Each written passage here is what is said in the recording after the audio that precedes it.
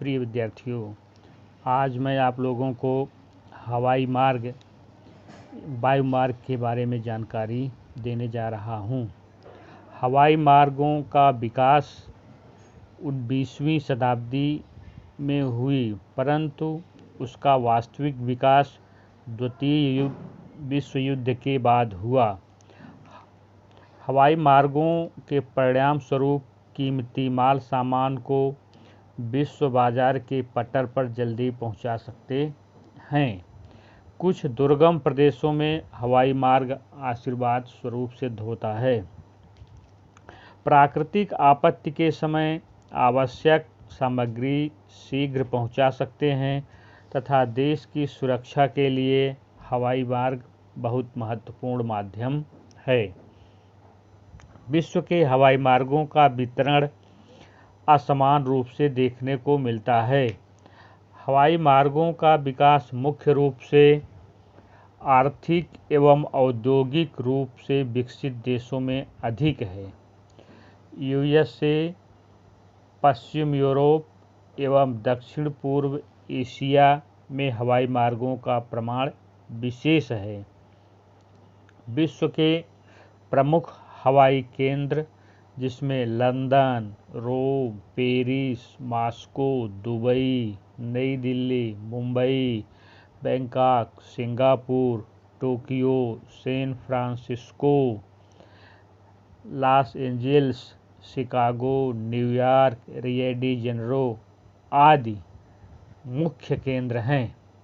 ये विश्व के हवाई केंद्र हैं। इसके अलावा अब भारत के हवाई मार्गों के बारे में बता रहा हूँ। भारत में हवाई मार्गों के विकास एवं सुविधाएं प्रदान करने की जवाबदारी इंडियन एयरपोर्ट अथॉरिटी को है। यानी भारत में हवाई मार्ग की जो सुविधा देती है वो इंडियन एयरपोर्ट अथॉरिटी को दी गई है। यह देश में लगभग 127 हवाई केंद्रों की व्यवस्था संभालती है। भारत में 1953 में हवाई परिवहन का राष्ट्रीयकरण किया गया। उसमें तमाम कंपनियों को हिस्सा दिया गया। इस प्रकार से भारत के हवाई मार्गों को दो विभागों में बांटा गया, एक राष्ट्रीय और दूसरा अंतर्राष्ट्रीय। तो राष्ट्रीय अथॉरिटी जो है इंडियन एयरलाइंस निगम संभालती है, जबकि अंतर्राष्ट्रीय हवाई जहाज को जो है एयर इंडिया संभालती है। यानी देश के या अपने अड़ोस पड़ोस वाले देशों में जो हवाई जहाज आते जाते हैं उनकी जिम्मेदारी जो है इंडियन एयरलाइंस निगम करती है, जबकि विदेशों में जाने के लिए एयर इंडिया संभालती है। उसके बाद इसको और कंपनियों को दिया गया, जिसको वायुदूत एवं पवनहंस लिमिटेड नामक कंपनियां जो है इसको संभालती हैं। भारत में प्रमुख हवाई केंद्रों में दिल्ली, मुंबई, कोलकाता, चेन्नई, बेंगलुरु, अहमदाबाद, हैदराबाद, अमृतसर, जयपुर, नागपुर, कोची, गुवाहाटी, लखनऊ, भुवनेश्वर, विशाखापट्टनम आदि भारत के मुख्य हवाई केंद्र हैं। अब ये तो हो गया हवाई मार्ग। अब उसके बाद आता है पाइपलाइन का। पाइपलाइन द्रव पदार्थों एवं प्राकृतिक गैसों को एक स्थान से दूसरे स्थान पर स्थानांतरित करने के लिए यह बहुत ही सुविधाजनक माध्यम है। पेट्रोलियम एवं उसके उत्पादन तथा प्राकृतिक गैस को अधिक दूरी तक ले जाने के लिए पाइपलाइन बहुत उपयोगी है। पाइपलाइन की सुविधाएं इस प्रकार हैं। ऊबड़ खाबड़ भूमि तथा जल क्षेत्रों के नीचे भी पाइपलाइन डाल सकते हैं, इसकी खासियत है। उसके संचालन तथा सुरक्षा के पीछे बहुत ही कम खर्च आता है। तीसरा, ऊर्जा क्षमता एवं पर्यावरण की सुरक्षा की दृष्टि से यह उत्तम व्यवस्था है। विश्व में पाइपलाइन की सबसे अधिक घनता यूएसए में देखने को मिलती है, यानी सबसे अधिक पाइपलाइन का घना जाल जो बिछा हुआ है वो यूएसए में है। उसकी सबसे अधिक प्रसिद्ध पाइपलाइन बिग इंच है। यह पाइपलाइन मैक्सिको की खाड़ी के किनारे के तेल क्षेत्रों में से खनिज तेल लेकर उत्तर पूर्व के क्षेत्रों तक पहुंचाती है। इराक, ईरान एवं सऊदी अरब में आए हुए तेल क्षेत्र में खनिज तेल प्राप्त करके रेगिस्तानी प्रदेशों को पार करके भूमध्य सागर के किनारे रिफाइनरी तक पाइपलाइन द्वारा तेल पहुंचाया जाता है, जिसमें मुख्य टैप लाइन है। पाइपलाइन का व्यास 750 मिलीमीटर एवं लंबाई लगभग 1600 किलोमीटर है।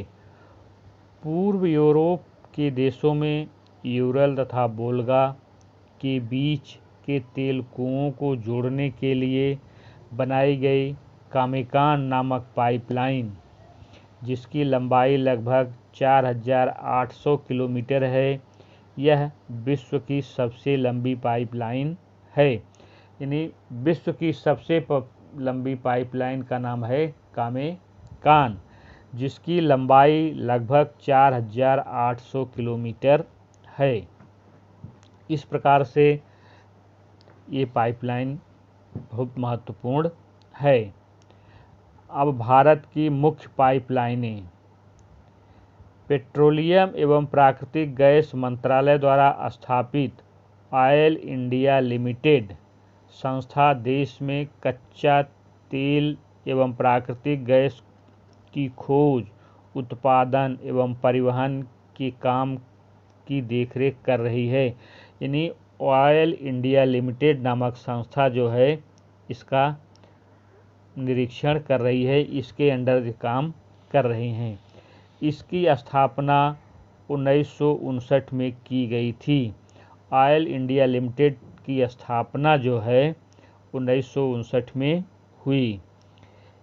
एशिया की सर्वप्रथम 117 किलोमीटर लंबी पाइपलाइन का निर्माण 1962 में हुआ। असम के नाहरकटिया तेल कुओं में नूनमती एवं उससे आगे बिहार में बरौनी रिफाइनरी तक बिछाई गई है।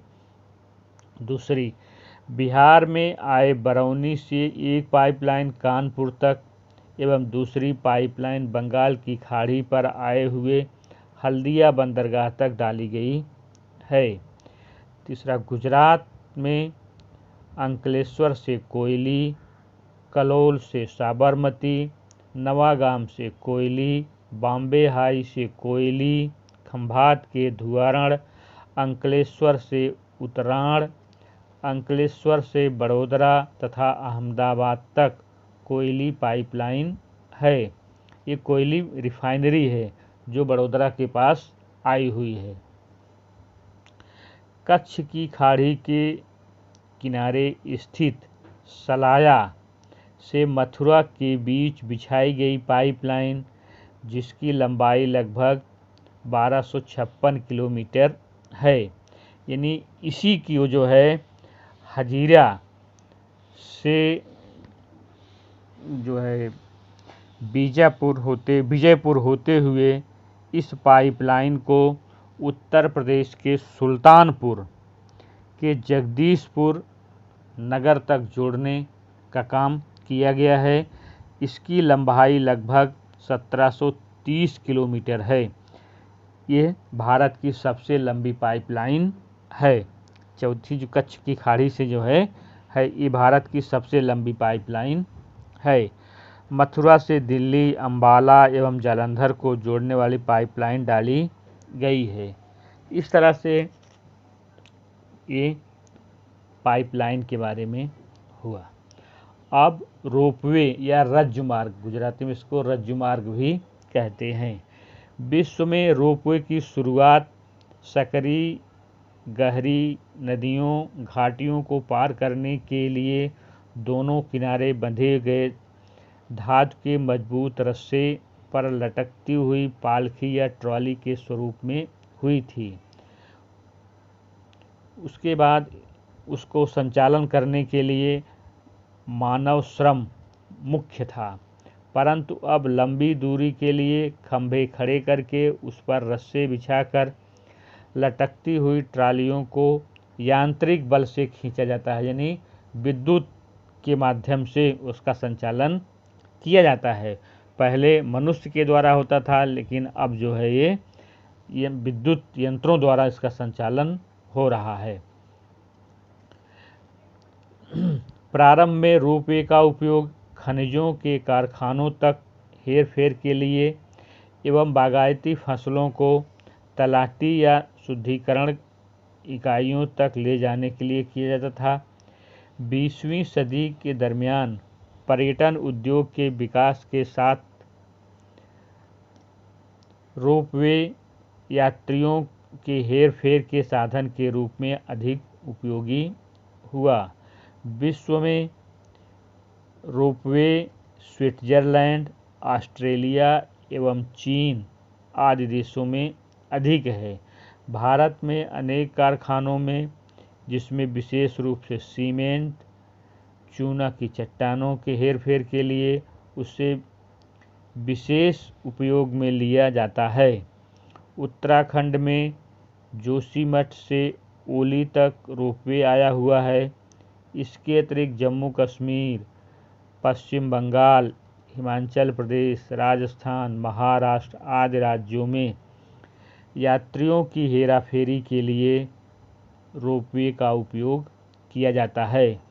गुजरात में पावागढ़, अंबाजी एवं सापुतारा में यात्रियों की हेरफेर के लिए रोपवे कार्यरत हैं। गिरनार के पास रोपवे बिछाने का कार्य निर्माणाधीन है।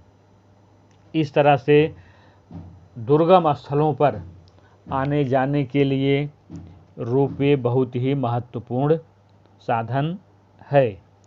इस प्रकार से इन सब का हो गया। अब परिवहन संबंधी समस्याएं एवं उपाय इनका क्या है, ये 4-5 उपाय आपकी पाठ्य पुस्तक में दिए गए हैं। इनको आप लोग नोट कर लीजिएगा। इसी के साथ आज का अपना चैप्टर, ये परिवहन चैप्टर पूरा होता है। प्रश्न उत्तर आप लोग लिखते रहिएगा। जो नहीं समझ में आएगा उसको मैं विद्यालय खुलेगा तो उस पर पुनः चर्चा कर लूँगा। इसी के साथ धन्यवाद।